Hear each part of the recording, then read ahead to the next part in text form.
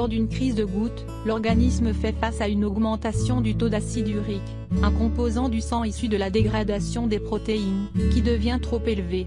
Or, cette maladie rhumatismale inflammatoire est malheureusement synonyme de douleur articulaire. Cela induit en effet des dépôts indésirables de cristaux d'acide urique dans l'articulation touchée, genoux, gros orteils, etc. Et c'est en effet très douloureux pour le patient goutteux. Si cette solution n'est pas miraculeuse, limiter sa consommation excessive de certains aliments riches en purine et acide urique peut toutefois s'avérer utile. Cela peut en effet limiter l'hyperuricémie pouvant déclencher de nouvelles crises douloureuses. Voici les aliments et habitudes alimentaires à éviter en cas de crise de goutte, en complément de votre traitement médicamenteux. En complément, redécouvrez nos remèdes pour faire baisser vos niveaux d'acide urique. 1. Limitez votre consommation d'alcool. Que ce soit en période de crise ou au quotidien, il est toujours conseillé aux patients atteints de goutte de limiter, voire stopper leur consommation d'alcool. Cela vaut aussi bien pour les alcools forts, rhum, vodka, gin, whisky, que le vin ou la bière avec ou sans alcool. En effet, les boissons alcoolisées favorisent la formation d'acide urique. Cela augmente donc les risques de souffrir de crise de goutte aiguë ou de faire une récidive. La bière est notamment particulièrement riche en acide urique, environ 205 mg 300 ml. Niveau boisson, privilégiez plutôt les boissons non sucrées, eau, thé et tisane, café. Il est important de boire beaucoup d'eau plate ou gazeuse alcalinisante riche en bicarbonate pour diminuer l'uricémie, 1,5 à 2 litres d'eau par jour, par exemple de l'eau de Vichy Célestin. Cela va favoriser l'excrétion urinaire de l'acide urique accumulé. 2. Les matières grasses saturées. Les matières grasses saturées dans les aliments sont liées à un risque accru de déclenchement d'une crise aiguë. À cause de ces graisses aux effets cardiovasculaires néfastes, notre organisme ne parvient pas à bien éliminer l'acide urique.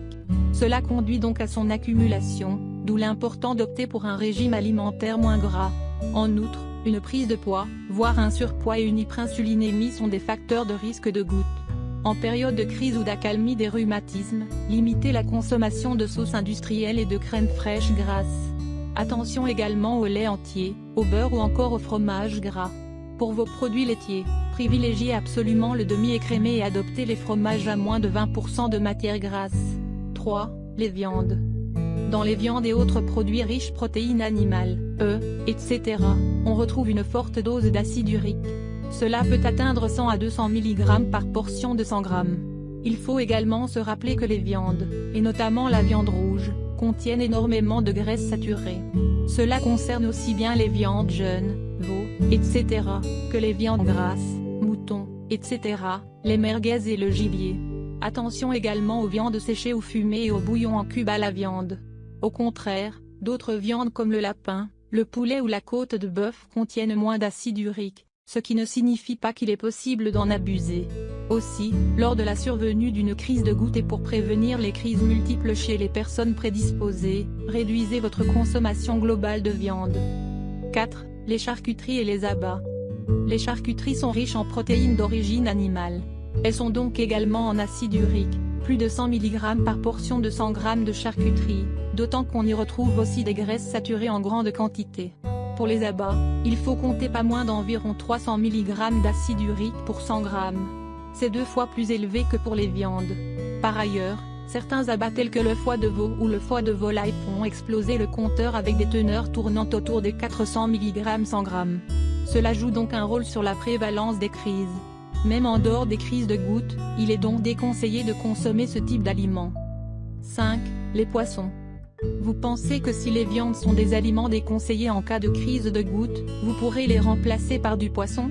Attention, car ils peuvent eux aussi augmenter l'uricémie au même titre que les viandes et abats.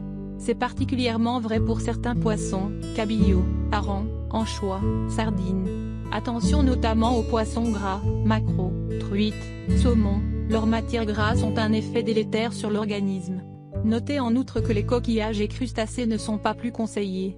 En effet, les fruits de mer contiennent aussi de l'acide urique. Il faut donc éviter ces aliments en cas de crise de goutte et les consommer occasionnellement en dehors. 6. Les aliments riches en fructose. Le sucre en excès n'est jamais bon, car il entraîne une augmentation de l'insuline qui va freiner l'élimination de l'acide urique. Toutefois, le fructose est le sucre le plus déconseillé.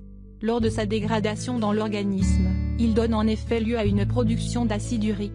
C'est la raison pour laquelle les aliments qui en contiennent sont à consommer avec modération. Cela comprend le miel, les jus de fruits, notamment les plus riches en fructose comme le jus de raisin ou le jus de pomme, les confitures, les sodas et les boissons sucrées en général. 7. Certains légumes. Heureusement, cela ne concerne pas tous les légumes. Néanmoins, certains d'entre eux contiennent des quantités élevées d'acide urique pouvant favoriser le déclenchement d'une crise. Outre les légumes secs, les légumineuses comme les lentilles, haricots, cela concerne aussi les jeunes pousses d'épinards, les choux-fleurs, l'oseille, les asperges ou encore les champignons. Dernière chose, méfiance face à certains compléments alimentaires. Tous les compléments alimentaires, aussi naturels soient-ils, ne sont pas forcément conseillés. La spiruline et la levure de bière sont déconseillées en cas d'excès d'acide urique, car elles contiennent elles-mêmes des taux élevés.